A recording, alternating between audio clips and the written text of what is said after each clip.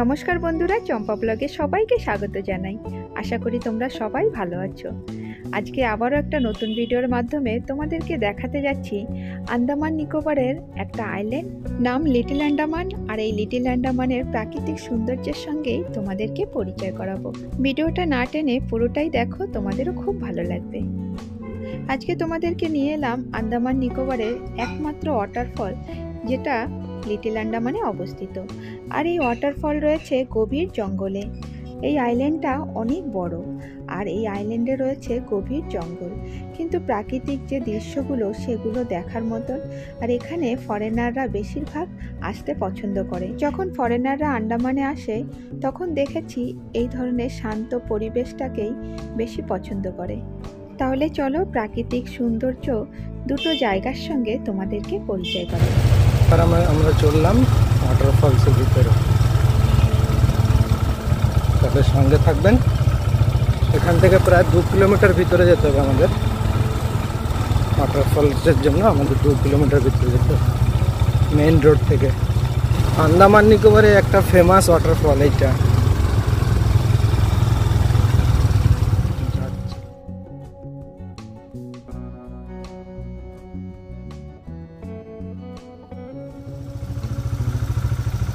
উপরে water treatment plant, এইখান থেকে পানীয় জল সরবরাহ করা হয় পুরো লিটল আন্দামানে।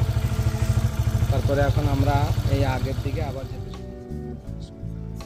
আন্দামান নিকোবরের মধ্যে লিটল আন্দামানটাও একটা প্রাকৃতিক সৌন্দর্যে ভরপুর একটা আইল্যান্ড।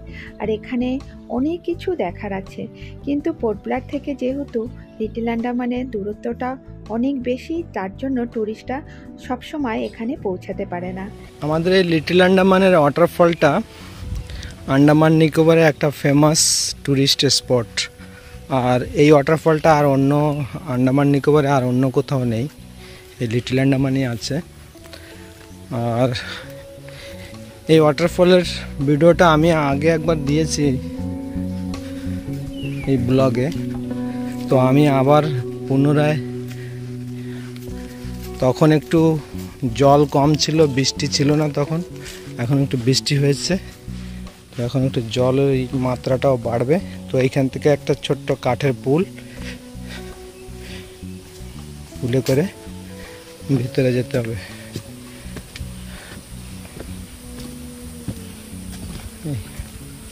যে এই নালায়, এর মধ্যে কিন্তু কুমির আছে, কিন্তু হাসি মজাক না, এখানে সত্যি সত্যি এখান থেকে একজনকে কুমিরও ধরেছিল। এই জন্য কুমিরের জন্য লিটল আন্দামানে, মানে কি আন্দামান নিকোবরে, কুমির থেকে একটু দূরে থাকতে হবে। জল বা নদী নালা, ইভেন কি সমুদ্রের মধ্যেও কুমির আজকাল চলে যায়। আমরা আগে জানতাম যে নোনা জলে কুমির থাকতে পারে না, কিন্তু এখন নোনা জল ওরা কোনো কিছুই মানে না, ওরা কুমির এখন সব জায়গাতেই থাকে। এই জায়গাটায় লোকজনের আসা যাওয়া লেগেই থাকে, সব সময় কেউ না কেউ এখানে আসতে থাকে। এই যে আওয়াজ কিন্তু শোনা যাচ্ছে জলের,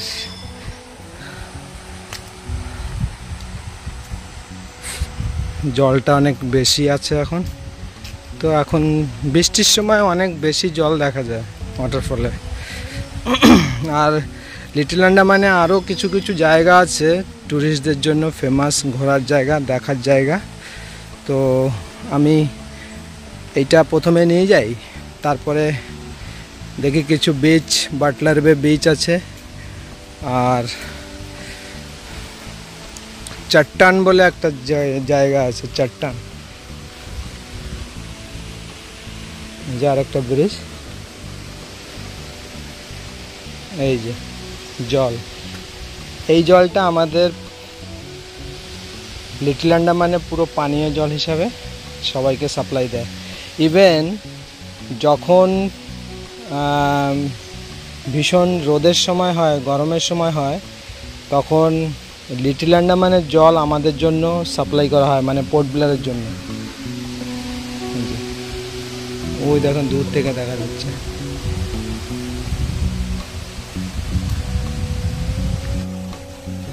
এগুলো ছোট ছোট রেস্ট হাউস বানানো।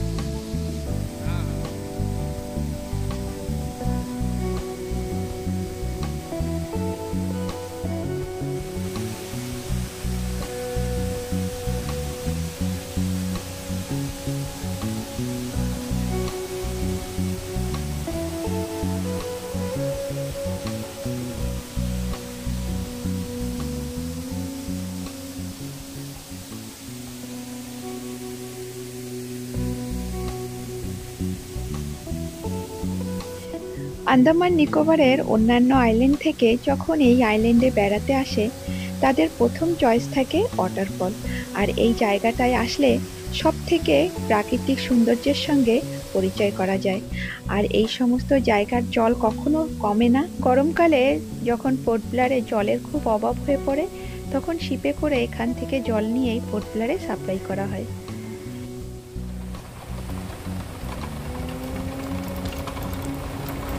আমরা এসে গেছি এখন Kala Patthar beach, little আন্দামানের famous Kala Patthar beach.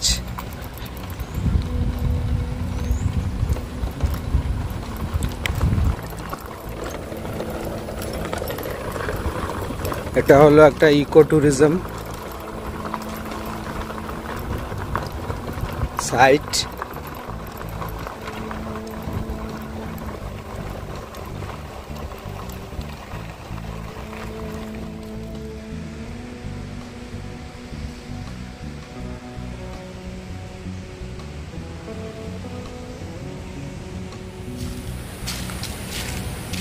এই যে রেস্ট হাউস,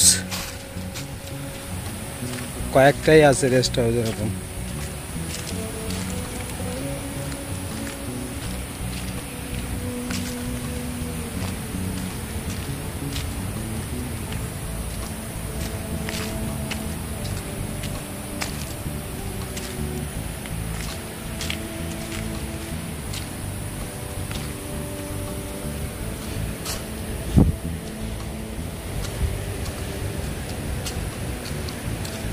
এটা এখন ফরেস্ট ডিপার্টমেন্টের আন্ডারে আছে। আর একটা জায়গাতে তোমাদেরকে নিয়ে এলো, আর এই জায়গাটা একটা সি বিচ। আর এই জায়গাটার নাম হচ্ছে কালাপাথর। আর এখানে সব সময় লোকজনেরা পিকনিক মানাতে আসে। আর এই জায়গাটা পিকনিকের জন্য সব থেকে ভালো। দুপুরের দিকে আসলে বোঝা যায় যে এই জায়গাটায় কত জায়গার লোকজন পিকনিক করতে আসে। এই জায়গাটা সব থেকে ভালো লাগে নিউ ইয়ারের দিন, কারণ নতুন বছরে এখানে রাতের থেকে শুরু হয়ে যায় পিকনিক। তাহলে চলো বন্ধুরা, তোমাদের এই সুন্দর জায়গাটা ঘুরিয়ে দেখাই। আর ঘুরে তোমরা অবশ্যই কমেন্টের মাধ্যমে জানাবে জায়গাগুলো তোমাদের কাছে কেমন লাগলো।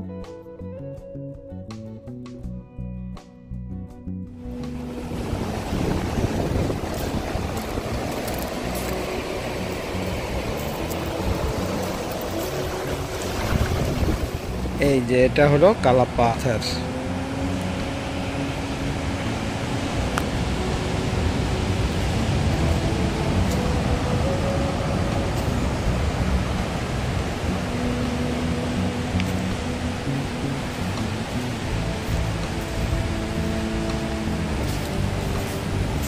কালাপাথর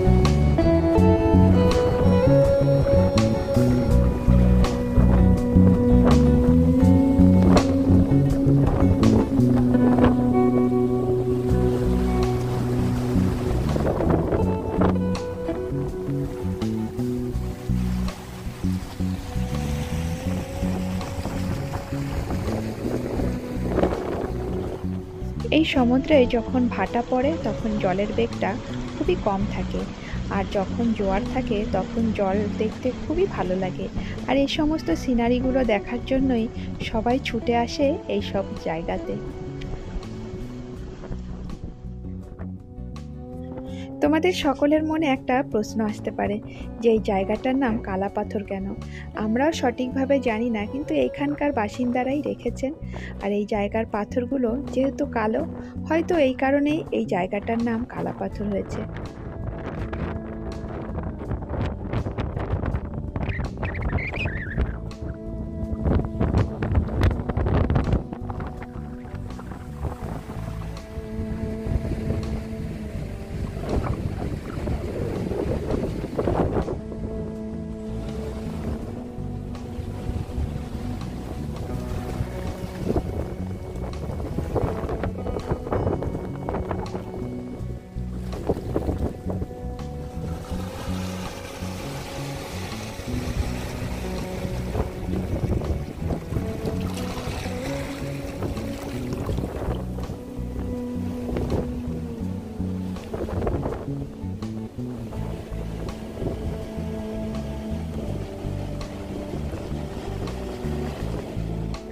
আন্দামান নিকোবরটা তোমাদের সঙ্গে যদি শেয়ার করতে যাই, তাহলে প্রথমেই চলে আসে সমুদ্র। কারণ যেহেতু সমুদ্রের মাঝে আমাদের বসবাস, বলতে পারো আমাদের আন্দামান নিকোবরে সবার সঙ্গে সমুদ্রের একটা আলাদাই আকর্ষণ। আর এই সমুদ্রের মধ্যেই আমরা অনেক শান্তি খুঁজে পাই। তাহলে বন্ধুরা, আজকের ভিডিওটা এখানেই শেষ করছি। ভিডিওটা কেমন লাগলো সেটা অবশ্যই কমেন্ট করে জানাবে। আর ভালো লাগলে একটা লাইকের সঙ্গে সঙ্গে শেয়ার করে দিও। যারা আমার ব্লগে নতুন আছো প্লিজ সাবস্ক্রাইব করতে ভুলবে না। সবাই ভালো থাকবে, সুস্থ থাকবে। ধন্যবাদ।